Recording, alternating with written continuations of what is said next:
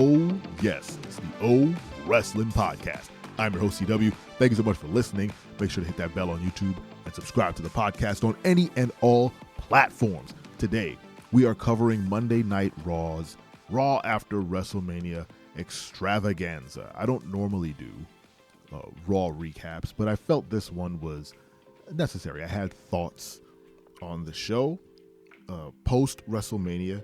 Obviously, there was a lot happening last weekend with, WrestleMania taking over the weekend, and it was fantastic. And then the news on Monday that WWE was sold to Endeavor, and a whole new corporation was starting, and Vince was going to run that. And there was a lot of, speculation as to how that would pan out on the show, especially the news that Vince was back in creative in some form or fashion. He was non-committal on CNBC, but I mean, liars are gonna lie. And then here comes the Raw After WrestleMania, where we were, greeted at the start of the show by Triple H, who had like a rousing welcome, and he just came out, thanked everybody, and said, we know you've heard the news that WWE was sold. I'm paraphrasing. He's like, but trust us, no, we're not going anywhere. Everything's going to remain the same. And then he proceeded to put on one of the worst Raws that I've seen in a very, very long time. It was terrible. First of all, they didn't announce that Raw's first hour would be commercial free. If they did, I missed it, but I was watching from the start and no one said anything.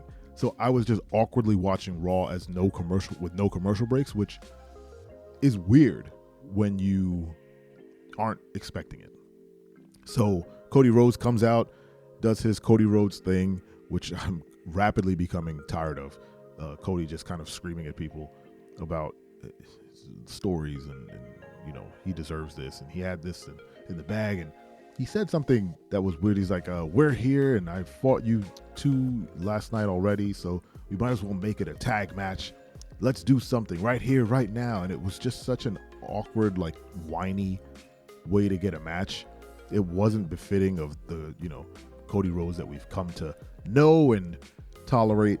But regardless, Brock Lesnar came out, and then that was their whole shtick. Cody Rhodes and Brock Lesnar versus Solo and Roman Reigns. At the end of the night, they pitched it all night. It was actually an exciting match to have.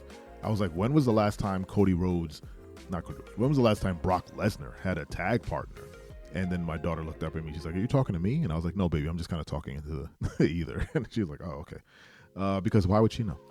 And the time between the announcement of that and the ending of Raw, everything in between was this odd mishmash of underperforming weirdness compared to, other Raws that we've seen. And I have an episode in the bank about Triple H's booking versus Vince's booking, and I'm going to post that. I'm going to post a lot of episodes today. But it was very evident here that the hand of Vince had come down, or the pressure got to Triple H and he reverted back to old booking styles, because after Cody Rhodes and Brock Lesnar and the Bloodline left the ring, and the camera kind of just lingered on the stadium, and I was like, why aren't they cutting the commercial? Out comes Omos, to nobody's excitement. The crowd was silent, and it could have been production lowering the crowd volume because they were cursing and kind of cussing at Roman Reigns prior. It could have been that, or it could have been nobody wanted to see Omos wrestle. I didn't expect to see Omos so quickly after his relatively okay match at WrestleMania, but here he is. And then out pops Elias, and we're like, oh God, we know exactly how this is going to go. And Omos proceeded to just batter Elias. What do they have against Elias exactly? What is the people in the back? Is he getting, does he have heat backstage? Does he have just detractors? Do people not like Elias? Because that man can't put wins together at all. He didn't make it to WrestleMania. He didn't even make it to the mid match of the Battle Royale. I think he got tossed out relatively quickly by Legado del Fantasma. But yeah, he just got battered. He even looked miserable out there. He's like, I don't want to be out here. And it was a squash match of epic proportion. No one cared. And then, again, the camera just lingered on Raw. And then just a parade of nonsense happened. The two women's champs came out and talked about a match that isn't happening, that might happen somewhere down the line. Pointless. Damage Control took another L, and like after a huge WrestleMania loss to a team that was put together on SmackDown for just for the sake of the Fatal 4-Way. They lost to Liv Morgan and Raquel Rodriguez, a team that has had maybe 3 matches together and don't fit together at all.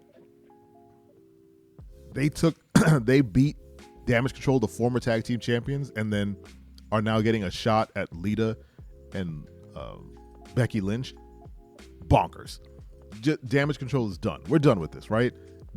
All 3 of those women need to be treated better. Get out of here with that.